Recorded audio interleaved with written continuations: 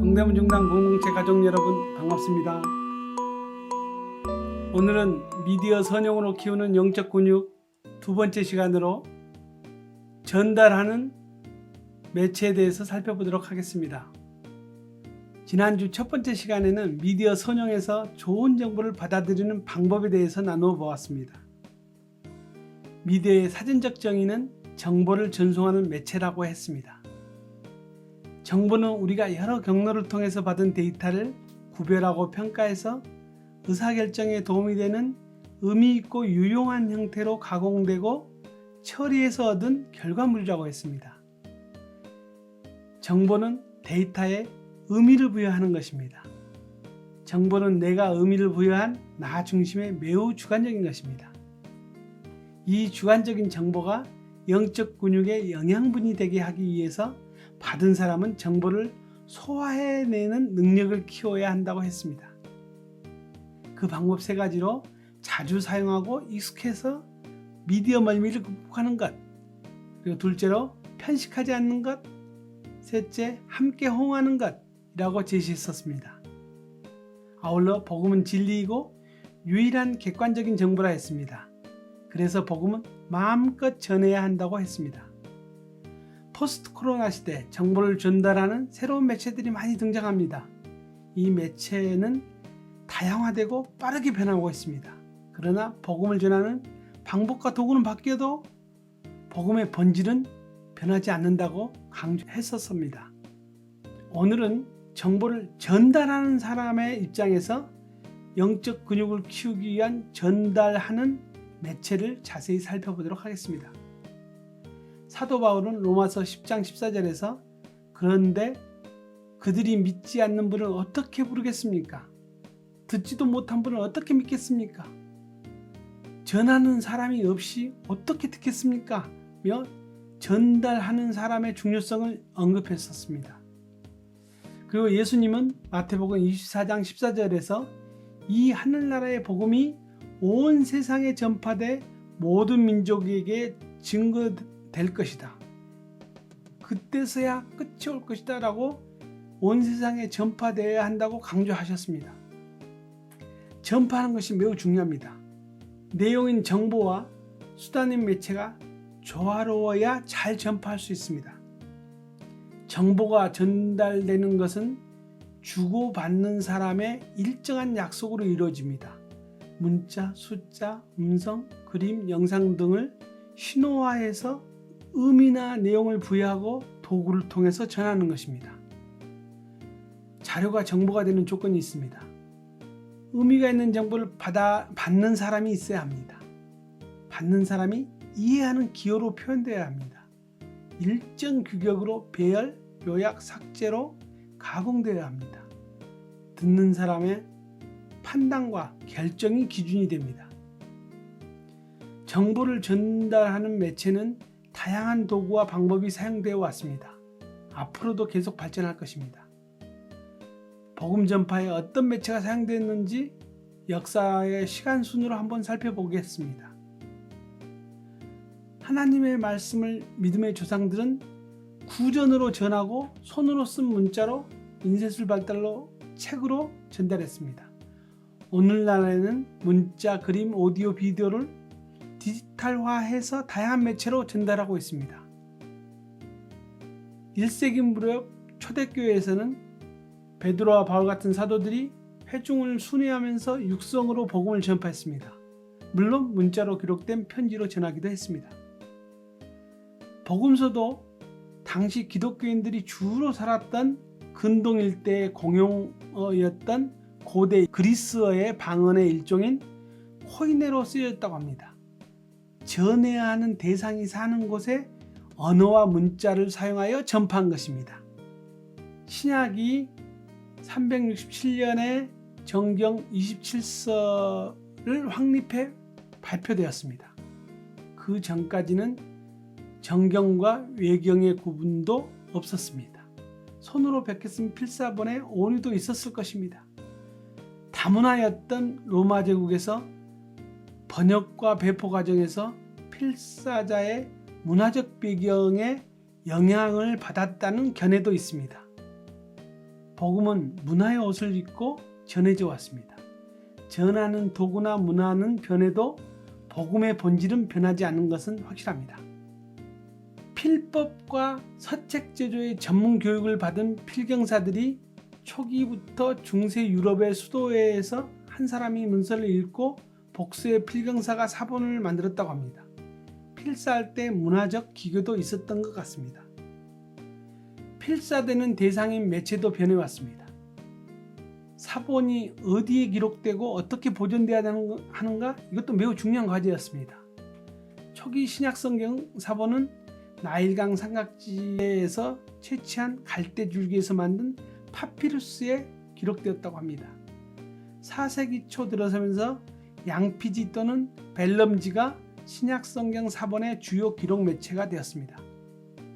이후 12세기 중국에서 면화나 식물 섬유로 종이가 만들어졌습니다. 종이에 성경 사본이 쓰여지기 시작했고 종이 성경 사본은 매우 인기가 있었다고 합니다. 구텐베르크가 금속알짜 인쇄술을 발명했습니다. 그래서 불가타 성경, 구텐베르크 성서는 대량으로 인쇄되었습니다. 정말 복음 전파의 혁신이었습니다. 필사본이 수량이 적고 가격도 비싸고 구하기도 힘들어 성직자나 지식인들의 점유물이었습니다. 금속알짜 인쇄술로 성경이 대량으로 인쇄되면서 대중에게 많이 보급되기 시작한 것입니다. 전하는 매체의 발전이 종교개혁의 시작이 되었습니다. 루터가 로마 카톨릭 면죄부 판매를 비판하기 위해 95개의 반박문을 써서 비텐베르크 성 교회 문에 붙였던 것입니다. 루터의 반박문은 금속 활자로 인쇄돼서 독일에 2주 만에 전 지역으로 퍼졌다고 합니다. 2달 만에 유럽 전 지역으로도 퍼졌다고 합니다. 루터의 성서 번역이 현대 독일어 문법 표준이 되었다고도 합니다. 또 루터가 죽기 전까지 100만 부 이상 성경이 인쇄를 했는데 독일에서 글을 아는 대부분의 사람이 루터 성경을 보유했다고 합니다. 복음을 전하는 매체가 이렇게 중요합니다. 언어와 문자는 여러 형태로 발달했고 시대와 문화에 따라 변했습니다. 성경은 동일 언어권에서도 계속 번역본이 나옵니다. 우리는 표현하는 언어에 집중하지 않고 언어로 표현된 복음의 본질을 보게 됩니다. 책으로 된 성경을 중요시 여기는 분도 있지만 PC 모니터나 스마트폰 앱으로 보는 성경이 더 익숙한 세대도 있습니다. 지난 세기에는 우편, 신문, 잡지를 통해서 복음이 전해져 왔습니다. 다양한 방법으로 전해져 오다 지금은 디지털로 전해져 오고 있습니다. 마이크와 확성기로 설교도 하고 라디오, TV, 영상 설교, 방송 설교 많이 합니다. 이런 것에 우리는 이미 익숙해져 있습니다. IPTV나 모바일 영상회의 시스템, 스마트폰으로 예배도 하고 온라인 나눔도 하고 교제도 합니다. 우리는 지금 그것에 적응해 가고 있는 중입니다. 시간적 관점과 공간적 관점으로 분리해서 복음을 전하는 매체를 살펴보겠습니다. 공간적 관점에서 복음의 전달을 관찰해 보겠습니다. 강대상에서 목사님이 전하는 말씀은 마이크를 통해 전기신호로 바뀌고 큰 스피커를 통해 멀리 크게 또렷하게 전달됩니다. 확성기, 라디오, 모바일, 온라인 실시간 중계 다 멀리 보내기 위한 도구들입니다. 본당 스피커로 듣든 아니면 멀리서 스마트폰으로 듣든 예배 공간을 멀리 확대하기 위한 도구에 따라서 복음을 전달받는 것입니다. 시간을 초월하는 복음 전파도 관찰해 보겠습니다. 주일 1부 예배 때 녹화된 영상을 2부 예배 때 방송하면 은혜가 덜 된다고 표현하신 분도 가끔 있습니다. 바울의 서신은 인편으로 전달되었습니다. 시간이 지난 다음 멀리 있는 사람이 그것을 읽고 전하는 복음을 듣고 믿게 됩니다. 녹음된 설교, 녹화된 설교, 심지어는 소천하신 목사님의 과거 설교 영상, 시간이 지난 다음에 우리가 들어도 은혜가 됩니다. 공간을 달리해도 또는 시간을 달리해도 전달된 복음은 동일합니다. 이것은 언제 어디서나 항상 계시는 하나님이시기 때문에 그렇다고 저는 생각합니다.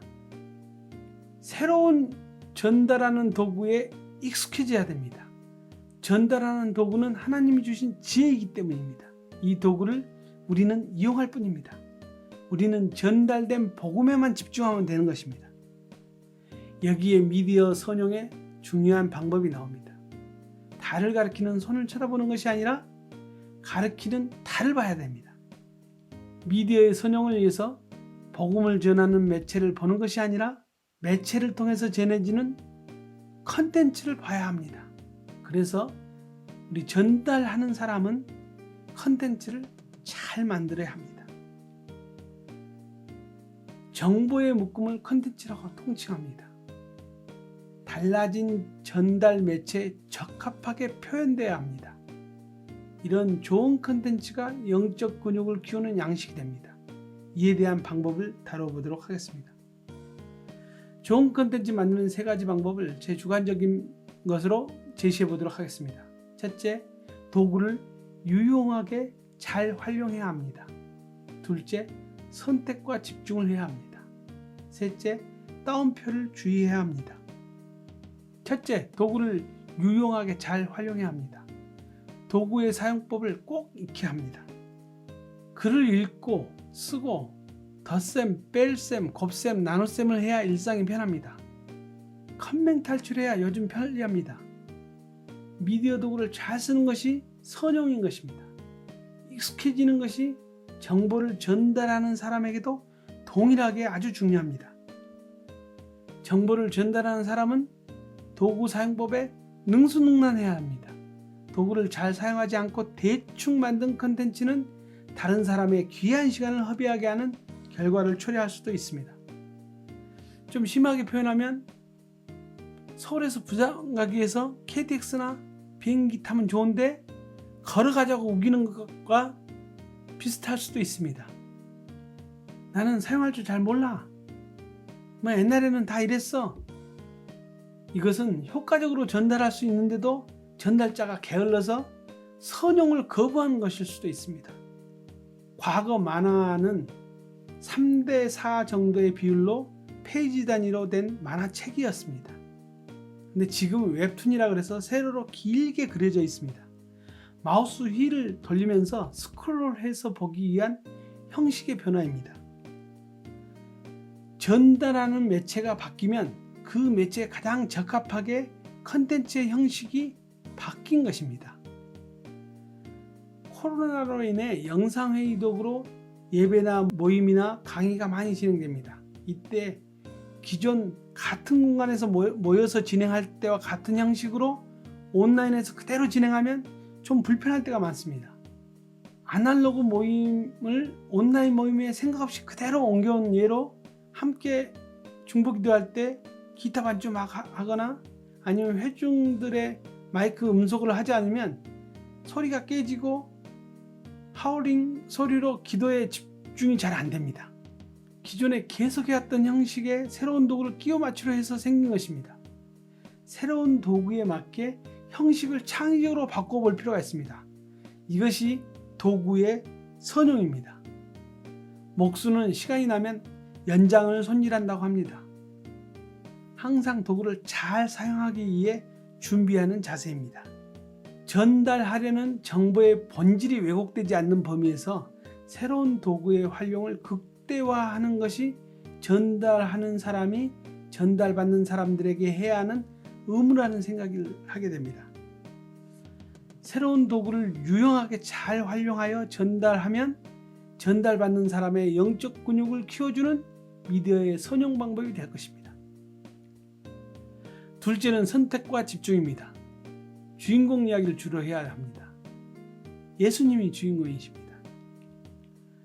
드라마에서 주인공 이야기가 아닌 조연들의 이야기가 많으면 재미가 없을 때가 있습니다. 설교할 때 간증과 예화가 많고 주인공이신 예수님 이야기가 적으면 은혜가 안 될 때가 있습니다. 어떤 주제로 한 10페이지 정도 쓰는 것보다도 한 페이지에다가 쓰는 것이 더 시간이 오래 걸립니다. 10페이지 쓰고 난 다음 한 페이지로 줄이는데 많은 시간이 필요합니다. 그래서 저는 자료를 만들 때 333 합니다. 요구사항 3가지, 해결 방법 3가지, 기대효과 3가지 이렇게 연결해서 쓰면 생각이 잘 정리됩니다. 1시간 강의하기로 하고 잔뜩 준비해서 1시간 동안 준비한 내용 절반도 설명 못하고 시간에 쫓겨 그냥 끝내야 하는 경우를 종종 봅니다. 둘 중 하나라고 생각합니다. 준비하는데 시간이 부족하셨거나 2번으로 나누어 강의해야 하는 것을 계획을 잘못 세운 것입니다. 유명 인사의 대학 졸업식에서의 연설은 대부분 간결하면서도 명료합니다. 그것을 위해 많이 고치고 다듬고 수정했을 것입니다. 연설할 줄 모르는 사람은 장황하고 길게 한다고 합니다. 그 유명한 링컨의 게티스버그 연설은 단 2분이었다고 합니다.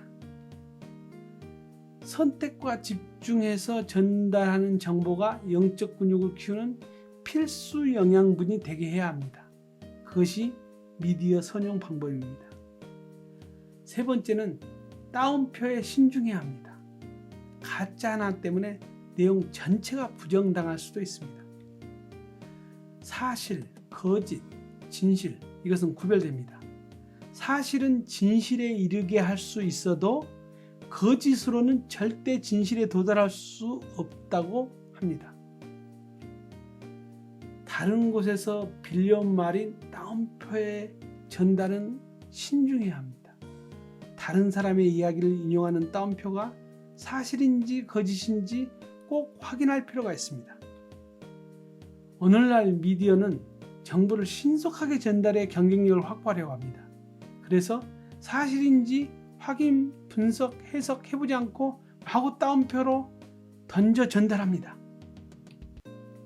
그런데 요즘 미디어를 통한 정보는 대부분이 저장됩니다. 그리고 누구나 쉽게 접근해서 봅니다. 그래서 시간이 좀 지나면 이게 사실인지 아닌지 금방 알게 되는 경우가 많습니다. 강의를 재미있게 하려고 아니면 설교를 풍성하게 하려고 검증하지 않고 인용한 따옴표가 오히려 전달하려는 정보의 신뢰를 떨어뜨리고 심지어는 메시지 전체가 부정당하는 경우가 있습니다. 급하게 서두르면 사실 확인을 못할 수도 있습니다. 요즘은 사실 확인이 참 쉽습니다. 대화 중에도 사람들은 구글이나 네이버를 검색하면서 팩트체크를 합니다. 오늘의 결론입니다. 제가 오늘 전달한 컨텐츠에 대해서 다음 페이지에 있는 항목들로 제 스스로 한번 체크해 보도록 하겠습니다. 따분해서 하품만 나오는 컨텐츠인가요? 플레이 시간이 너무 길어 피곤하고 지루한 컨텐츠인가요? 기억나는 것이 없고 얻을 것이 없는 컨텐츠인가요? 주인공 없이 중언부언한 컨텐츠인가요? 의도가 불손하거나 악의적인 컨텐츠였나요? 권위적으로 훈계하려 했고 호통치는 컨텐츠였나요? 정보를 받기도 하고 전달하는 사람으로서 새로운 도구를 유용하게 잘 활용할 수 있도록 익히고 선택과 집중을 하며 인용할 때는 더 신중하고 세심하게 사실을 확인하겠습니다. 이를 통해 미디어를 선용하겠습니다. 영적 근육을 키워보겠습니다. 경청해 주셔서 감사합니다.